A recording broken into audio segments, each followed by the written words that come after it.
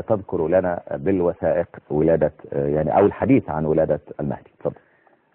قصة ولادة المهدي غريبة، ولكن القابلة التي كانت موجودة عند ولادته جميع روايات الإمامية الشيعة الإمامية تركز على موضوع أن التي كانت حاضرة عند ولادته هي حكيمة عمة الإمام الحسن.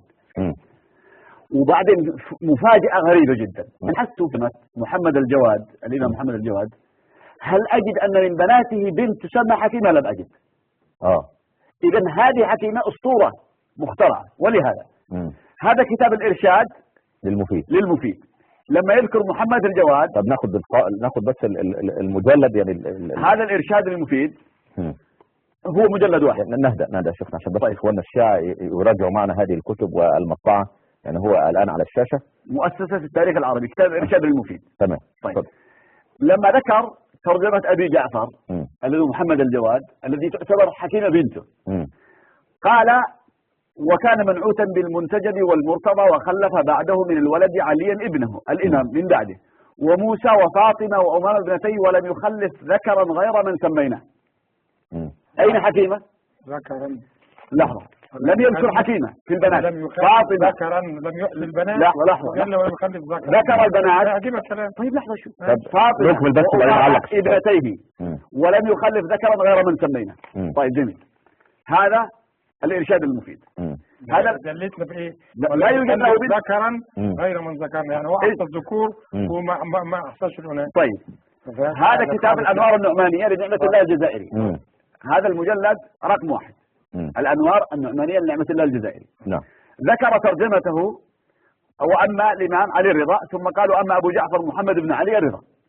قال: وله من الأولاد علي ابنه الإمام وموسى، ومن البنات حليمة وخديجة وأم كلثوم، ويقال أنه خلف فاطمة وأمام ابنتيه ولم يخلف غيرهم. دول هي حكيمة. حكيمة واحدة ممن ذكرتها. لا ما ذكر حكيمة. لها اسمين. ايش هي؟ لها اسمين. يعني اسم دلع مثلا يا شيخ شاوي؟ يعني لما أقول في روايات. لا علق بعدين. كشف الغمة في رواية أيضا قد ذكرت حكيمة لكن شكك فيها. طيب جميل. هذا كتاب حد يذكرها نشكك فيه. هو مش أنا، ليس أنا. هذا كشف الغمة للأفضلي. لما ذكر أولاده قال: وخلف بعده من الولد عليا ابنه الإمام من بعده وموسى وفاطمة وأمامة ابنتيه ولم يخلف ذكرا غير من سميناه إلى آخره. طيب جميل. هذه حكيمة. هذه الثلاث الكتب لم تثبتها أصلا. مناقب على بنت حاجة. هذه الكتب لم تثبت أنها من بناته ولم تنفيها. طيب جميل. هذا مناقب على أبي طالب لابن شهر أشوب المازندراني. ذكر حكيمة لكنه نقلا يشكك فيها. طيب لازم يشكك فيها. هو مو أنا ده ابن شهر أشوب، ده زعيم الشيعة يعني. طيب يقول: قال ابن بابوي: سمى المعتصم محمد بن علي وأولاده علي الإمام وموسى وحكيمة وخديجة وأم كلثوم. هنا ذكر حكيمة.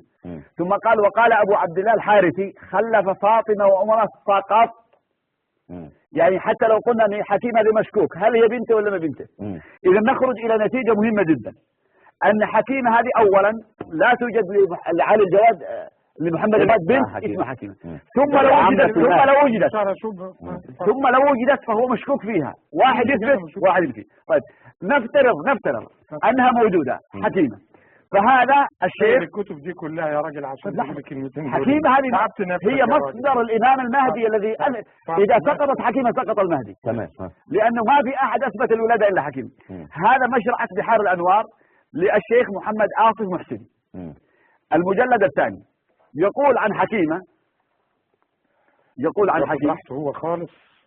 هو بيثبت شيء مهم، وانت ما عرفتش تثبت ولادة المهدي فهو بيثبت لك انه لم يولد. يقول يا شيخنا يقول عن حكيمة، يقول: وحكيمة رحمها الله أيضا لم توثق، فهذه الروايات غير معتبرة لا ينبغي الاعتماد عليها. حكيمة حتى لو كانت موجودة هي غير ثقة مجهولة. فكيف تروي؟ بحار الأنوار مش كده؟ بحار الأنوار ما شرعت بحار الأنوار. ما شرعت بحار الأنوار. محمد آصف محسن. نعيد مرة ثانية. قال: وحكيمة ايضا كلها شيعيه لم توثق شيعيه فهذه الروايه غير معتبره لا ينبغي الاعتماد عليها. اذا انا اطلب من الشيعة شوف بقى التدليس ان هذا الكتاب فيه يعني كلمات كثيره تثبت حكيمه، ولكن طيب. ياتي علي بالجواز من منها العراق. بس. علي من العراق. يأتي السلام بالجواز عليكم منها ورحمه بس. الله. اخ علي السلام عليكم. وعليكم السلام. تفضل. وعليكم السلام ورحمه الله. انا اريد اسال الاستاذ خالد لو سمحت. تفضل. نعم. قبل يوم انتبهت على حلقه تفضل. يقول بانه هناك مهدي، يعني هو يقول احنا نعترف بالمهدي لكن غير مولود. كيف؟ ممكن اتناظر وياك شوي الان على التلفزيون؟ تفضل انت. خلي صوتك واضح. اعيد السؤال بهدوء. بيقول لك انت تعترف بالمهدي لكن تقول غير موجود.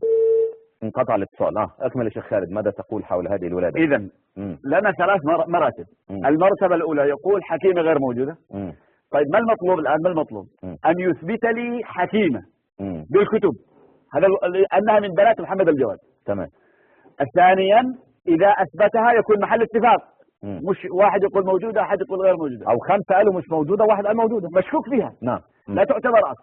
المرحله الثالثه ان يوثقها، ينقل لي عالم معتبر من علماء الحديث يقولون حكيمه التي روت قصه ولاده الامام المهدي ثقه، او ترجمتها كذا يعني توثيق ما يحتاج تكون ثقه، والا سقط المهدي. التي اخبرت بولادته مرأة مجهولة. تبنون مذهبكم على مرأة مجهولة وتعبدها وتقدسها. من الذي صنعها؟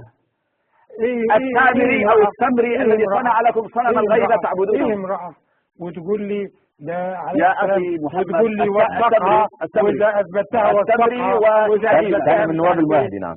السمري اثبت الغيبة وحكيمة اثبتت الولادة، هما شخصان مجهولان. ليه ما هموش السمري مجهول اثبت الغيبة وحكيمة اثبتت